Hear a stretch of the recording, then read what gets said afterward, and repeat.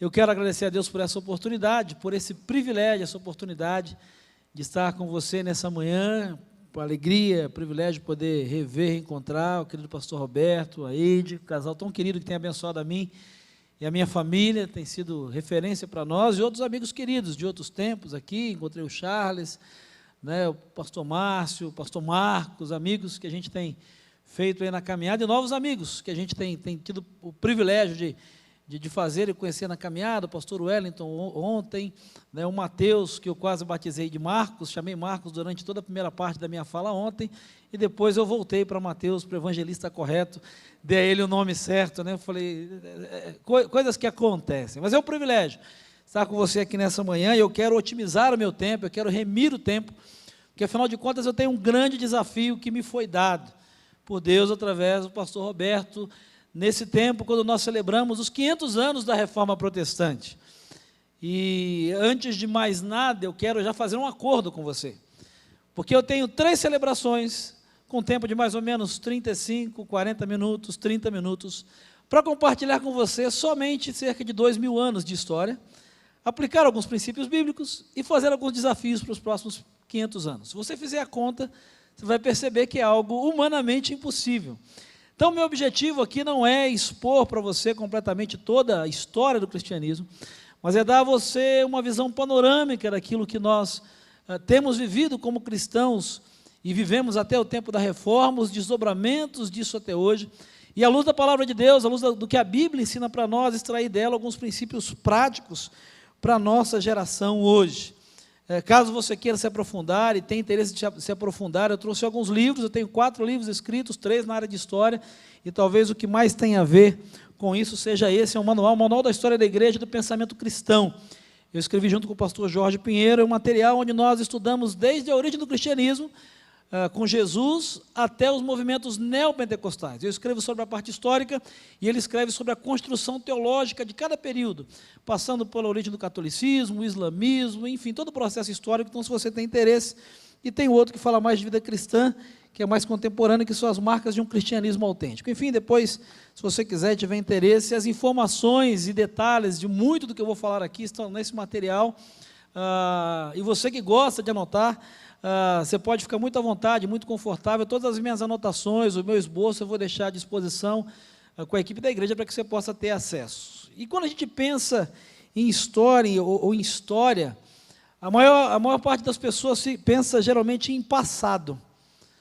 E diz assim, história, eu vim para a igreja para ouvir a Bíblia, falar da palavra de Deus e ouvir de história. Talvez alguns aqui tenham até trauma de história.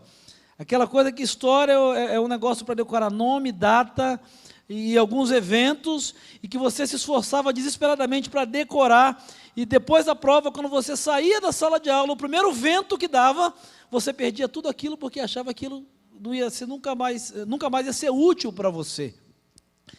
Quero dizer para você que até o meu 2º ano médio, ou do 2º ano do ensino médio, eu também detestava história. Até que encontrei um professor que me deu uma nova perspectiva de história, indo para o seminário. Tive um excelente professor de história, o pastor Carlos Novaes, que me fez entender que história, na verdade, significa ao mesmo tempo os acontecimentos que se passaram e o estudo desses acontecimentos. E a grande contribuição da gente entender a história, olhar para a história com um olhar diferente, está justamente em explicar a realidade que se vive no presente. Porque o que nós somos hoje, como cristãos, como igreja evangélica no Brasil, como igreja batista do Bacaxeri, é resultado justamente daquilo que foi construído nos processos de transformação que nos trouxeram até aqui. Então, eu quero dizer para você que transformação é a essência da história. E quando nós olhamos para a Bíblia, nós percebemos que a Bíblia, essencialmente, é também um livro de história, não somente na sua narração, mas nos princípios que foram estabelecidos por ela. Então, qual é a importância de, num domingo, onde nós celebramos os 500 anos da Reforma, entender a história e buscar princípios bíblicos que estão inseridos nessa história? Conhecer a história é diminuir a possibilidade de ser envolvido por construções que estão estabelecidas como verdade absolutas. Você quer ver um exemplo? Deixa eu lhe fazer uma pergunta. Quantos magos do Oriente estavam ali na manjedoura juntos do nascimento de Jesus? Quantos eram? Quantos? Onde está escrito isso? Na Bíblia não está. A Bíblia não diz que foram 3. Em nenhuma Bíblia, em nenhuma versão. O texto diz que eram magos do Oriente. Sabe por que você acha que são 3? Porque eles deram 3 presentes. Mas a Bíblia diz que não foram 3. Poderiam ser 10. E só 3 estarem com cartão de crédito no momento. Afinal de contas, são muito repentinos. Não deu tempo para passar em casa e comprar um presentinho. Mas a Bíblia, a história bíblica não diz que eram 3 magos. Diz que magos do Oriente. Pastor, mas eles têm até os nomes. Ok, a Igreja Católica construiu isso posteriormente. Mas a Bíblia não traz o nome. Deixa eu fazer um outro exercício rápido com você. Por que Jesus nasceu numa estrebaria? Agora ninguém mais quer responder. Agora ninguém mais tem certeza de nada.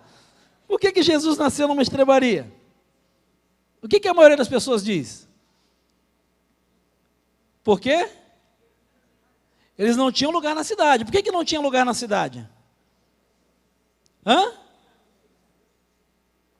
O texto não diz que não havia lugar por causa do recenseamento.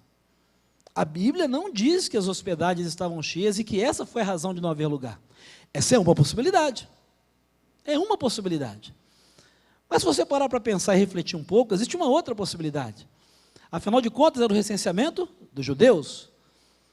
E para o judeu, o contato com o sangue era um símbolo de impureza.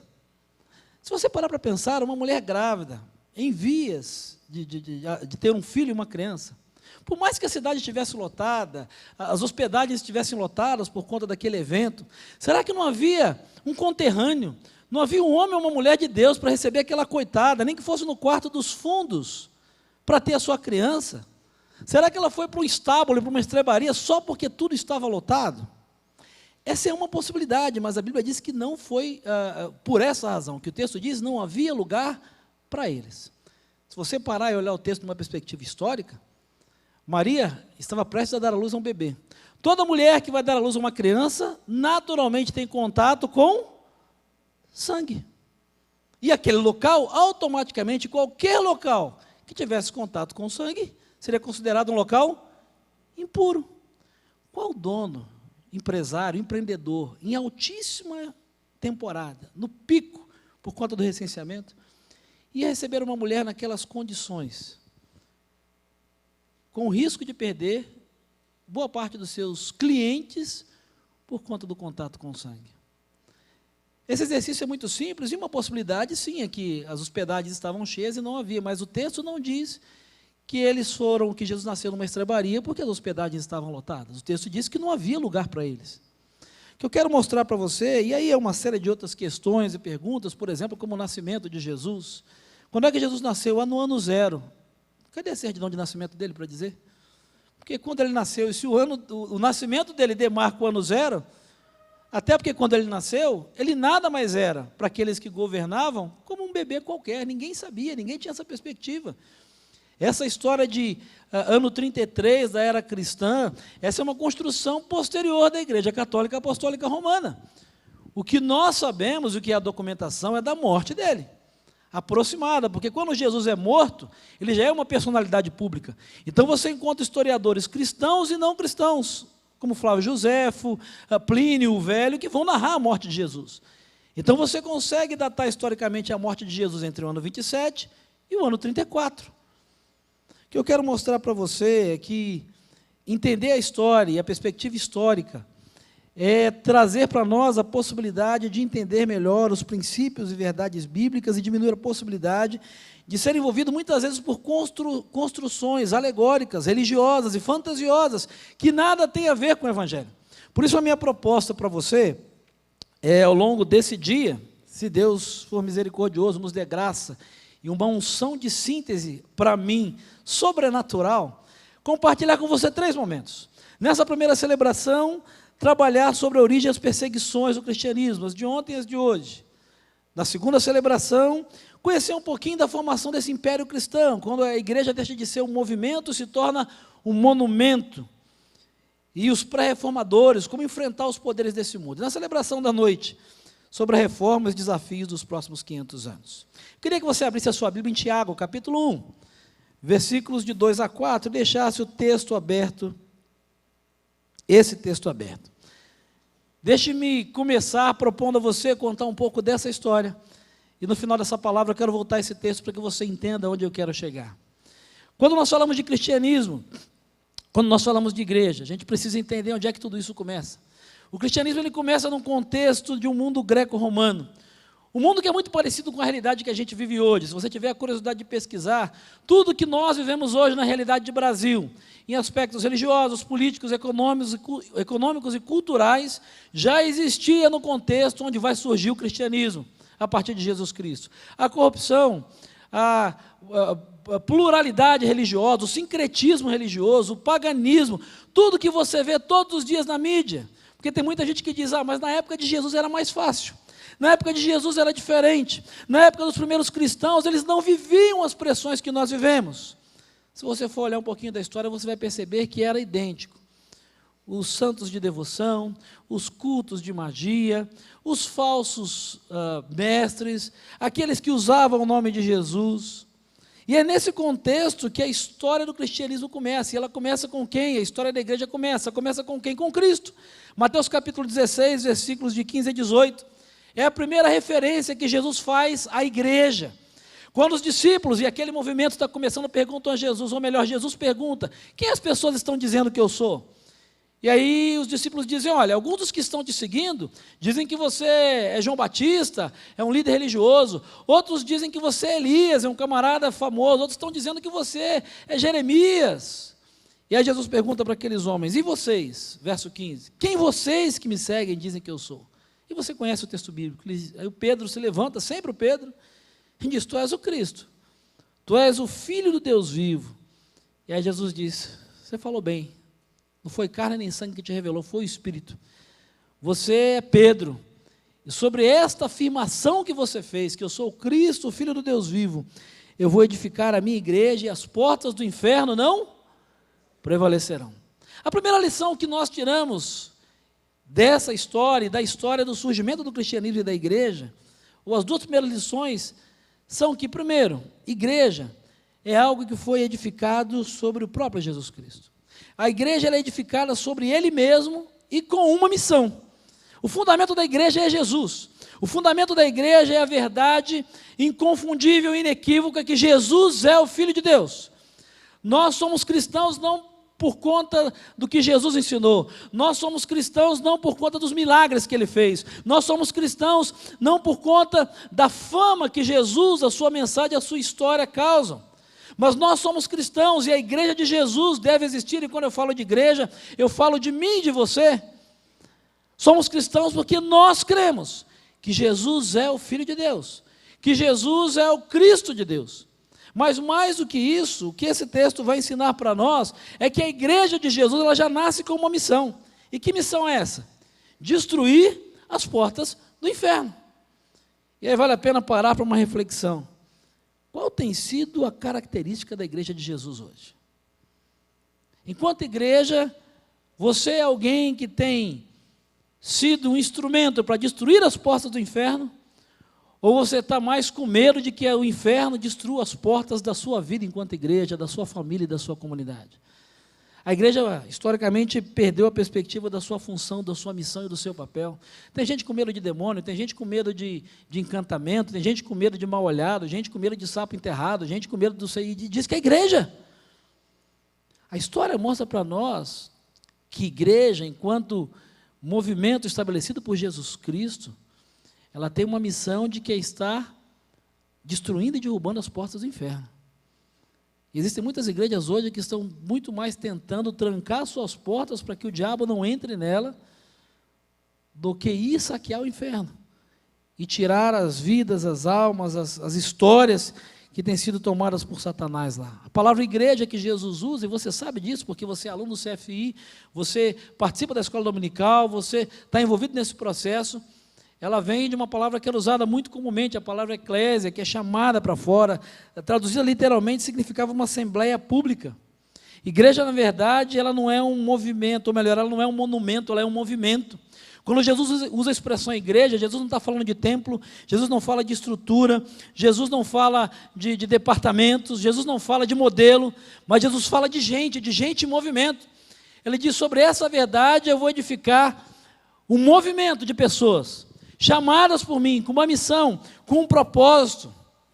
Isso nos ensina historicamente que na igreja de Jesus, pessoas devem ser mais importantes do que estruturas.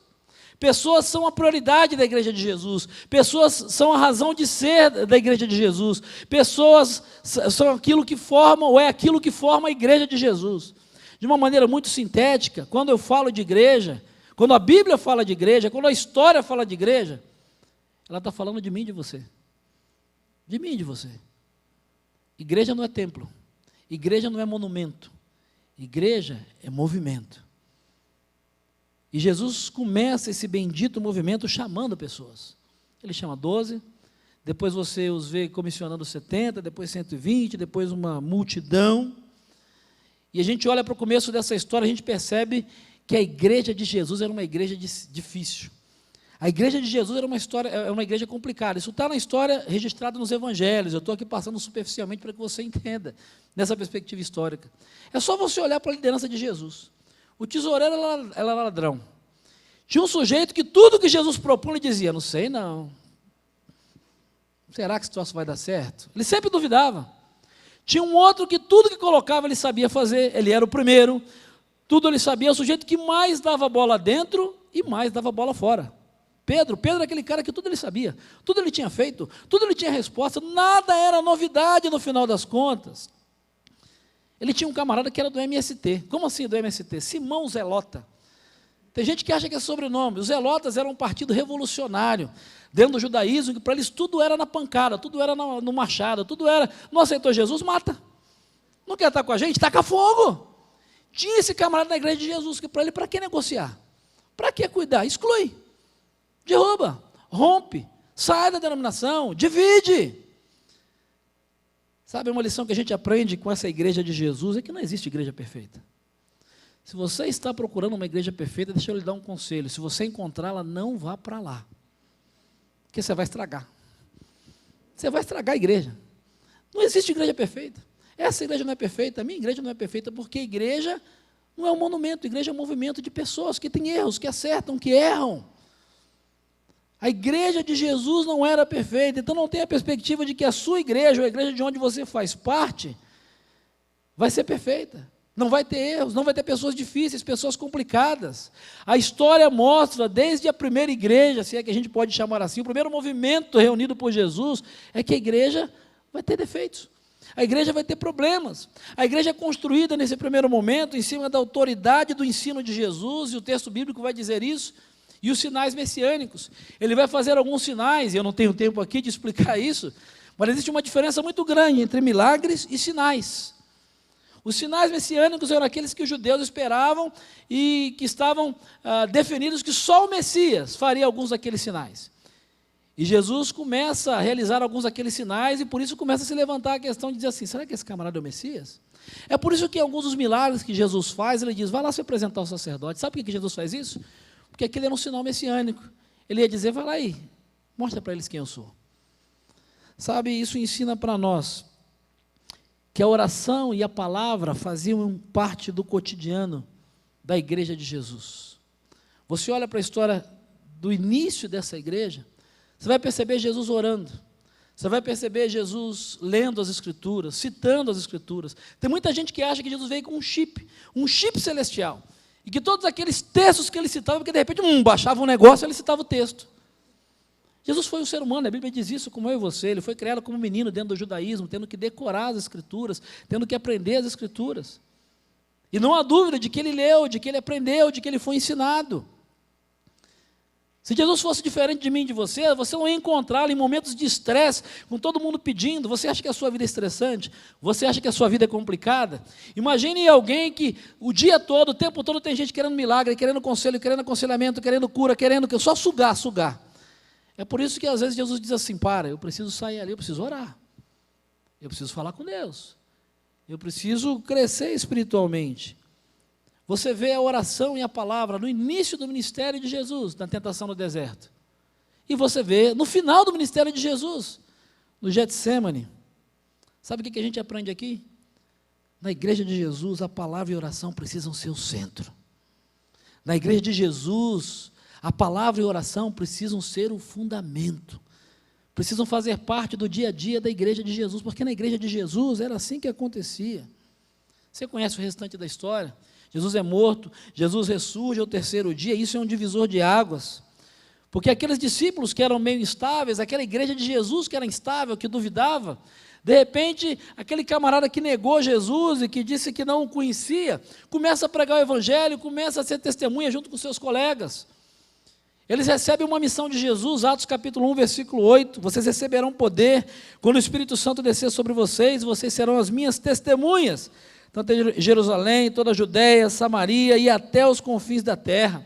Atos capítulo 2, o derramar do Espírito Santo, a igreja é capacitada. Pedro faz o seu primeiro grande sermão, 3.000 pessoas batizadas. Você já parou para pensar no que é isso? Da noite para o dia, chegaram 3.000 pessoas para serem discipuladas aqui, pastor? 3.000. Da noite para o dia, chegam 3.000 novos convertidos, nós queremos esse Jesus. E aí você encontra essa comunidade começando a se estruturar, Atos capítulo 2, aquela vida em comunidade. Eu achei fantástico, eu estava compartilhando com o Rogério, esse momento que vocês criam aqui, eu disse, Rogério, isso aqui é Atos capítulo 2. Eles tinham partido o pão, eles tomavam, não sei se na época tinha cafezinho, provavelmente não, mas fosse lá o que fosse, eles tomavam café juntos, eles se abraçavam. Não era aquela coisa de um olhando para a nuca do outro com ritual religioso, não, as pessoas se relacionavam, as pessoas se interessavam.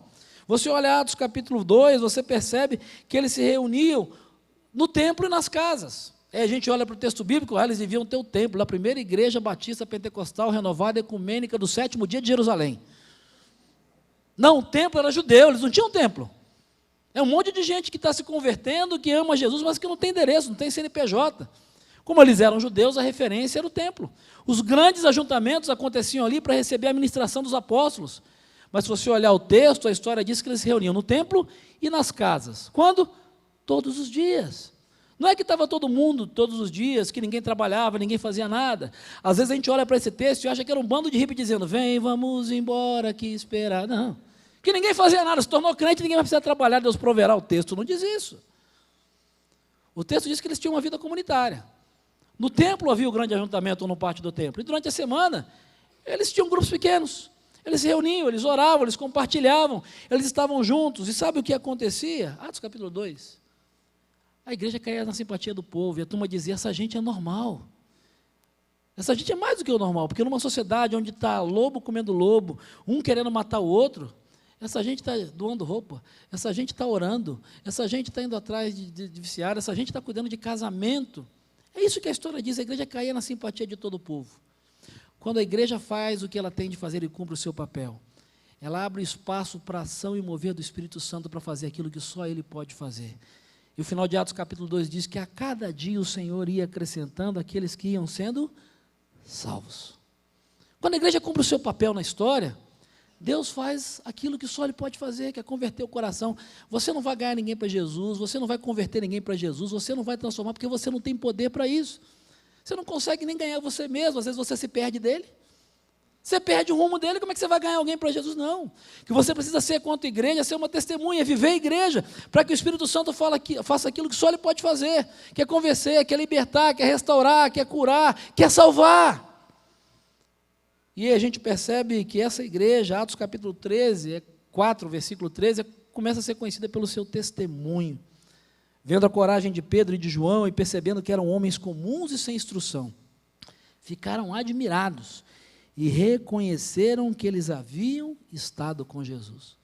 O que eu acho interessante desse texto, que eles diziam, Pedro era o grande apóstolo, ele tinha um ministério, não sei o que lá, ele estava na mídia, mas os religiosos, e a turma dizia assim, esses camaradas andaram com Jesus. Essa turma tem uma coisa diferente. Eles começaram a ser reconhecidos enquanto igreja do Senhor, não pelo que eles faziam, mas por quem eles eram e pela forma como eles viviam o cotidiano. Mas como todo bom movimento formado por ser humano, essa turma se acomoda. Essa turma gosta, está tão bom a gente ficar aqui. Eu vi uma mensagem há alguns anos, não me lembro nem onde, do pastor Roberto Silvado, que ficou na minha memória, é a síndrome da tenda. Eu nem sei se tem. Essa é a ideia. A igreja de Jesus começou a ter a síndrome da tenda, é aquela de estar no Monte da Transfiguração, vamos fazer uma cabaninha, vamos ficar aqui fazer culto todo dia, olha que louvor gostoso, olha que luz, tem até cafezinho, estacionamento, ninguém fala mal de ninguém, não tem que pagar dívida, isso aqui é o céu. Eles disseram, o evangelho é só para nós, que bom que Jesus veio e ressuscitou para nós, os judeus, dane-se o mundo. Desculpe minha expressão, mas literalmente era isso. E aí a história mostra que começa a surgir uma perseguição violenta, conhecida como diáspora judaica. Os cristãos judeus começam a ser espalhados, está em Atos capítulo 11, versículo 20. Eles chegam a Fenícia, a Chipre, a Antioquia, e começam a pregar a judeus e a não judeus. Os apóstolos acabam se dispersando também, e o cristianismo começa a se expandir.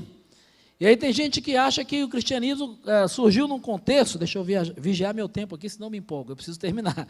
O cristianismo surgiu num contexto de interior, de roça. Para que você tenha uma ideia, o Império Romano tinha cerca de 80 mil quilômetros de estradas pavimentadas. Havia uma unidade no Império Romano, a essa altura, que não havia uma barreira de língua, de cultura, você não precisava de passaporte para ir de uma região para outra. Ou seja, as pessoas e as mercadorias circulavam livremente. Então, com a perseguição, ou até com a própria atividade comercial, as pessoas se mudavam e levavam a sua família, levavam a sua profissão, levavam a sua cultura, mas os cristãos levavam também a sua fé. E o evangelho começa a crescer, o evangelho começa a se expandir. Os primeiros cristãos são judeus, e os judeus tinham um hábito e uma prática de se reunir na sinagoga. E sabe o que acontecia na sinagoga? Todo judeu que vinha de viagem era convidado para se sentar, ler uma parte da Escritura e explicar. Na linguagem do século XXI, até uma oportunidade. Ele tinha uma oportunidade. E sabe o que os judeus cristãos faziam? Eles aproveitavam a oportunidade, liam a Escritura e pregavam o Evangelho. É nesse contexto que a gente entende a passagem, quando Jesus é convidado, como judeu que era, a se sentar na sinagoga, ler um texto da Escritura. E ele lê o texto de Isaías, o Espírito do Senhor, Deus está sobre mim. E quando ele vai explicar essa passagem, o que ele faz? O que vocês leram aqui, se cumpriu hoje em mim.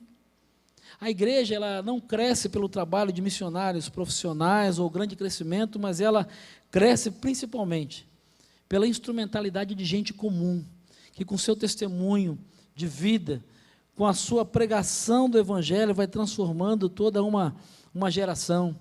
E aí vale destacar a importância de Paulo apóstolo, que é estrategicamente chamado pelo Senhor para organizar esse crescimento. Paulo era um estrategista.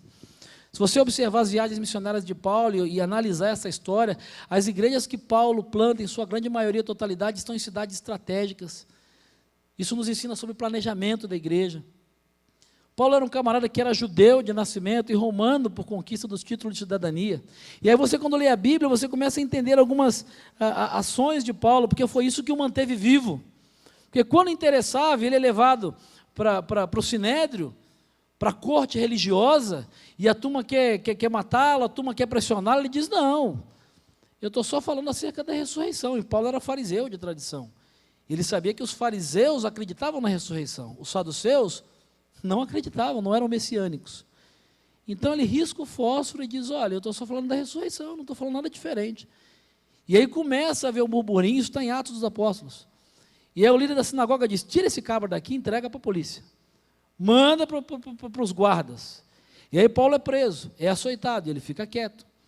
Quando você entende que o cidadão romano não podia apanhar, não podia sofrer açoites corporais sem autorização, e aí o Paulo sofre açoites, é preso, e aí no final de tudo ele diz, olha, eu sou cidadão romano, vocês não podiam ter feito isso, viu? E aí os guardas, o centurião, ficam desesperados e mandam soltar Paulo. É importante ver como Deus usa a instrumentalidade de gente comum. E esse crescimento começa a incomodar tanto os judeus quanto os romanos. Começa a incomodar os judeus porque, na verdade, o cristianismo surge dentro do judaísmo. E é uma questão de reserva de mercado. É uma questão de, você está pescando no meu aquário. E os judeus começam a acusar os cristãos de praticarem incesto, porque eles se tratam como irmãos, e esses irmãos estão se casando. Eles começam a acusar os cristãos de praticarem canibalismo. Como canibalismo? É uma turma que se junta para beber o sangue e comer a carne. Esse pessoal é esquisito. Eles começam a levantar, por quê? Porque o cristianismo começa a crescer, se tornar uma ameaça religiosa. O verdadeiro cristianismo começa a incomodar a religião. E no segundo momento, o Império Romano começa a se sentir incomodado. Porque em algum momento, os cristãos começam a se tornar um poder de influência, um poder formador de opinião. Para encurtar toda essa história, a partir do ano 64, esses cristãos começam a ser perseguidos. Nero, um imperador louco, afetadíssimo, numa das suas crises de loucura, para não dizer outras coisas piores, incendeia o jardim de Roma e coloca a culpa nos cristãos. É um período que vai do ano 64 até o ano 313 da era cristã, onde os cristãos começam a ser perseguidos, às vezes localmente, às vezes em todo o Império Romano. Mas a história mostra para nós que esse foi um período do cristianismo onde ele mais cresceu até hoje. E o que isso ensina para nós? Vivendo a realidade que nós vivemos hoje no Brasil, onde de forma direta ou indireta, o que tem se construído mais do que homofobia ou do que qualquer outra fobia, é uma cristianofobia, uma evangelicofobia, onde ser cristão, ser crente, se tornou, para muitos, sinônimo de ser radical, conservador, legalista. Esse período foi o período onde a história do cristianismo mais cresceu, porque os historiadores narram que quando esses nossos irmãos e irmãs eram levados, e era uma prática comum do Império Romano, a chamada estratégia do pão e circo. O império estava um caos, muito parecido com o país que você conhece. Sabe o que a turma fazia? Reunia nas arenas as multidões, jogava pão, que podia ser conhecido como Bolsa Família na época, e dava espetáculo. Os gladiadores, e em algumas agendas havia o martírio de cristãos. Cristãos servidos aos leões, cristãos queimados vivos, e a turma vibrava. Sabe o que chamava atenção? Porque essa gente oprimida, essa gente sem esperança, ia para esses espetáculos. E ao chegar lá, havia aquele grupo de cristãos, 50, 60, 30, prontos a serem devorados pelas feras. E à medida que se aproximava o momento das feras serem soltas, eles começavam a cantar: te louvarei, não importam as circunstâncias, adorarei somente a ti, Jesus. E eram devorados, eram mortos adorando. Aquela pessoa voltava para casa dizendo: essa turma é louca mesmo, esses caras são meio pirados. Iam para casa, voltavam para suas mazelas. Na semana seguinte voltavam para um novo espetáculo. Cristãos queimados vivos, eles iam ansiosos. Enquanto as tochas iam ser acesas, aqueles cristãos amarrados ali por amor a Jesus, perseguidos, oprimidos. Quando as tochas ou quando as estacas iam ser acesas, eles começavam a cantar: tu és fiel, Senhor, meu Pai celeste, pleno poder aos teus filhos darás, tua mercê nunca mudaste e tu nunca faltaste, tal como eras, tu sempre serás. Você conhece o refrão? Você pode cantar comigo? Tu és fiel, Senhor, tu és fiel, Senhor, dia após dia. Tua mercê me sustenta e me guarda. Tu és fiel, Senhor, fiel a mim.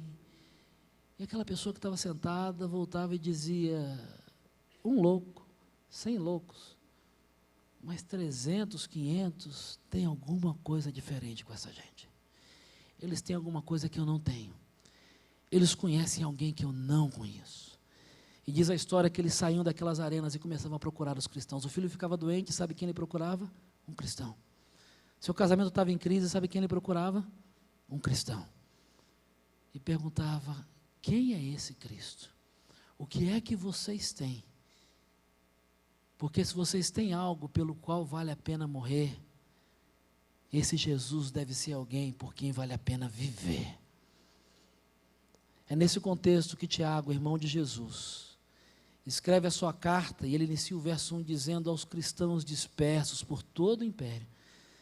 E ele diz no verso 2 do capítulo 1: meus irmãos, considerem motivo de grande alegria o fato de passarem por provações, pois vocês sabem que a prova da sua fé produz perseverança. E a perseverança deve ter ação completa, a fim de que vocês sejam maduros e íntegros, sem que falte a vocês coisa alguma.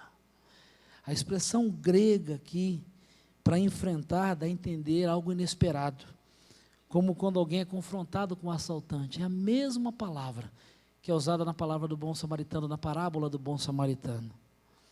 Sabe, querido, talvez você vive uma realidade, esteja vivendo uma realidade de perseguição, de opressão, de prova, de dor, de sofrimento, de luta.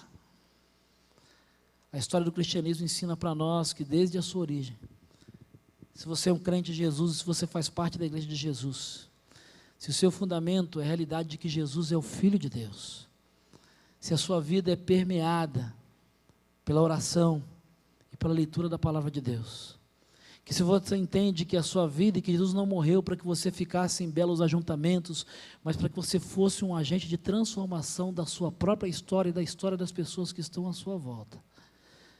Não importa o tamanho da perseguição, não importa que rumos a nossa nação vai tomar com tudo que tem sido colocado com relação às nossas convicções, a nossa fé e os nossos valores. Há uma certeza no nosso coração: o Senhor será sempre fiel. Haverá sempre uma certeza no coração da igreja de Jesus. Sejam quais forem as circunstâncias, sempre haverá motivos para louvar, para adorar e para bendizer o nome do Senhor. E após cada prova, cada perseguição, cada dor, cada luta, o que Tiago diz para nós é que você, como igreja do Senhor, como igreja de Jesus, sairá mais forte, sairá mais maduro e sairá conhecendo de uma forma muito mais profunda quem é o seu Senhor e por que você faz parte da igreja do Senhor. Eu queria que você fechasse os seus olhos. Eu quero fazer uma oração com você. Esse foi o período de maior crescimento na história do cristianismo. E eu tentei, durante cerca de 30 minutos, descrever para você o que aconteceu ao longo de quase 300 anos. Mas o que fica disso tudo é a lição que Tiago é irmão de Jesus, que deve ter tido algumas crises, porque ele cresceu com Jesus como um irmão comum, e de repente ele descobre que Jesus é o Messias. A carta de Paulo aos Coríntios diz que Jesus se manifesta a ele depois ressurreto, ele tem uma experiência pessoal, não com Jesus seu irmão, mas com Jesus o Filho de Deus, e isso transforma a sua vida. Se você é a igreja de Jesus, eu creio que um dia você teve um encontro, assim como Tiago, com esse Cristo que mudou a sua história. Mas isso não te isentou de provações, isso não te isenta de perseguição, de humilhação, de perdas, às vezes na família, às vezes na carreira profissional, às vezes nos seus relacionamentos. Mas a história do cristianismo nos ensina que o Senhor é fiel, e aquele que edificou esse bendito movimento do qual você faz parte, te capacitará para que em qualquer época, em qualquer contexto, em qualquer situação, as portas do inferno não prevaleçam diante de você.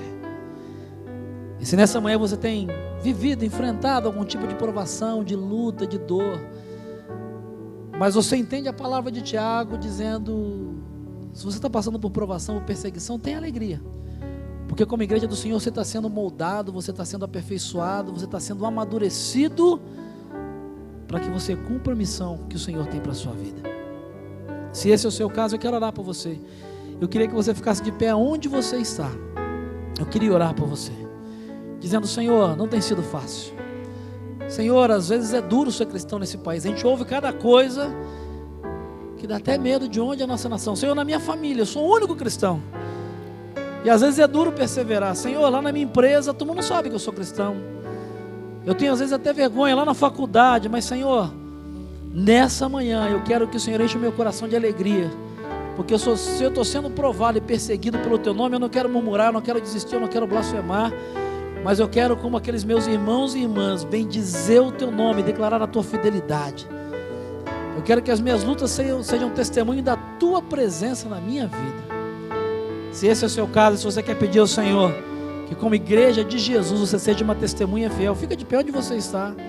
Meu tempo já estourou, eu não vou insistir mais, nós não vamos cantar, pelo menos aqui não, mas Se você entende, dizer: Jesus, eu entendi, eu sou a igreja do Senhor.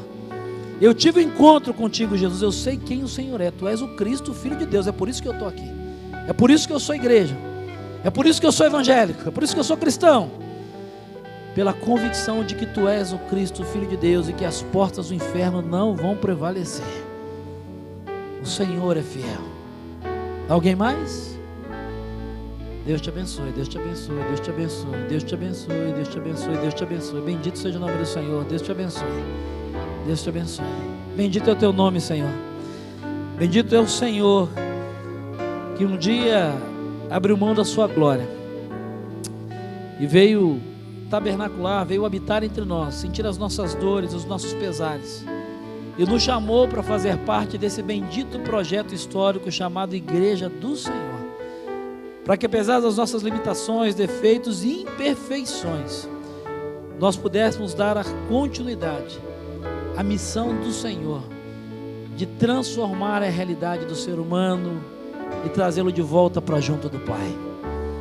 Bendito seja o Senhor na pessoa do Teu Espírito Santo, que nos capacita, que nos empodera, que nos abençoa, que nos sustenta, que enxuga as nossas lágrimas no momento de dor, para que todos saibam e compreendam e juntamente vejam que a cada luta, a cada provação, a cada batalha, o Senhor, mais do que estar conosco, o Senhor estará em nós, para que todos percebam e saibam juntamente que foi a mão do Senhor que tem feito isso.